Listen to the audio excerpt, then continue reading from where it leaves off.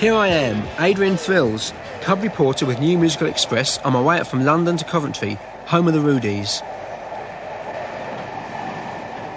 The assignment? To check out the Two Tone organisation, the fastest growing independent record label in the country. Since releasing their first record last summer, all 8 Two Tone singles have been hits. And all this is happening in Coventry, of all places.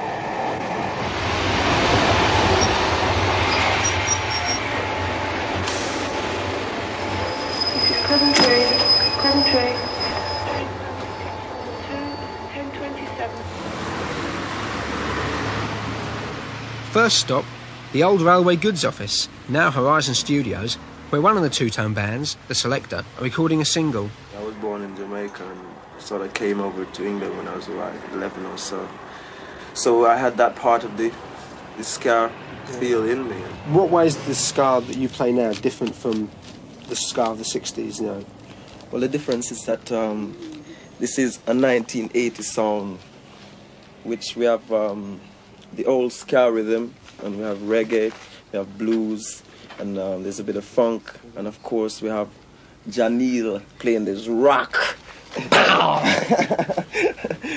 guitar on top of all that, which makes the whole it's sort thing of like so a mixture dynamic, of all different, the cultures totally clashing and mixing up. Yeah. Because the Selector, you know, have come up so quickly, like from nowhere. I think a lot of people tend to think that you've had it very easy, like, like you're all playing in bands for a long time before that and getting nowhere. No, the thing is that we weren't sort of getting nowhere. I mean, it's sort of people they didn't really interested to come down to Coventry to see what was happening. It's like they hear about Coventry, oh, nothing happens in Coventry. So they sort of passed. They didn't sort of really look outside London for anything else, you know. Some people have said, so I've heard, that ska music presents a very sort of misogynistic, you know, anti-woman aspect. I think, you know, partly might be a hangover from like the old Prince Buster records, but I mean, what's your attitude to that? Yeah, maybe there were a few records around at one time, like, that possibly gave that opinion. One of them is this, I think, 10 Commandments of man or something, which tends to maybe put down women a little bit, right? But I mean, what we're into is a whole different scene, you know. I mean, let's face it, these guys wouldn't be in a band with a girl if they were really anti-women, wouldn't they, you know? Say you got that sort of taunt from the audience, you know, the old get 'em off brigade, you know. I don't think it would ever happen, because that's not what I put across, and it's quite plain to them that's not what I put across. And I mean, I'm not opposed to thumping somebody. I think one of the things about the whole two-tone thing is it's very much dance music. Yeah, we're a dance band. We like people to move. We like people to get involved. I mean, when we're on stage, all we put out really is sort of our music and the basic feeling that's behind it, and we can't play unless we move at the same time. And it would appear that the audience can't come and watch us unless they move at the same time. So that suits us both fine, you know. But, I mean, to say that we're just a dance band, I think, is a bit of a generalisation. Well, no, I wasn't saying that. No, I know you... No, I said that, really, didn't I?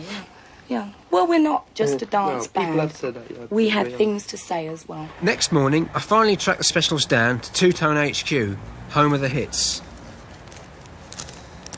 Next to the Poodle Parlour, a note said. At last, a chance to meet the board of directors of the fastest growing independent record label in the country.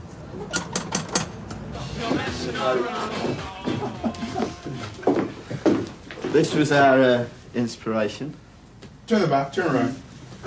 Joey, the history of You turn Turn around, Jerry, turn the back. Now, this is a record which Brad gave to me when I shared a house with Brad. That's what the whole thing's been about, really, isn't it? Sort of mixture of various styles, like a bit of punk influence in it. Yeah. Well, that was Roddy and Terry's contribution, really.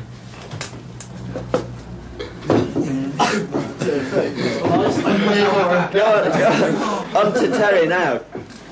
We were one of the first punk bands in Coventry. That's when you were in Squad, weren't you? Yeah. We used to support the Wild Boys. I used to see him dress up with pins with his jacket turned inside out, right, with a pin and a great big shadow going down there. So I said, what's the game, right? Because I just heard about the punk thing. So it was funny seeing him being a punk, right? Yeah. You played in soul bands as well, hadn't you? Yeah, but I hated punk. I just couldn't see the point in it at all.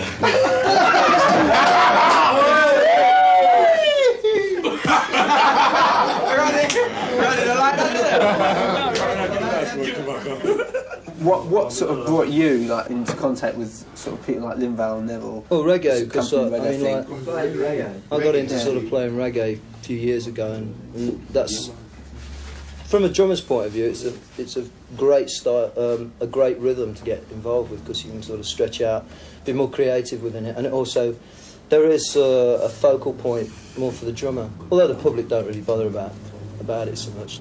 You can do more, you know, you can do more with reggae. What about some of the lyrics? Like, it sort of seems to me like there's two things running through, and one of them is sort of very much anti-violence. I mean, sort of mindless violence, like Message to Rudy and Concrete Jungle, sort of both very against that sort of thing. I mean, what are your feelings about that? Like, some of your gigs, like, you've had some... Concrete Jungle. Some trouble, but... Roddy. Explain that. Yeah, how did you come to write that? You know? It's about living in a rough part of town, so going out and getting beaten up.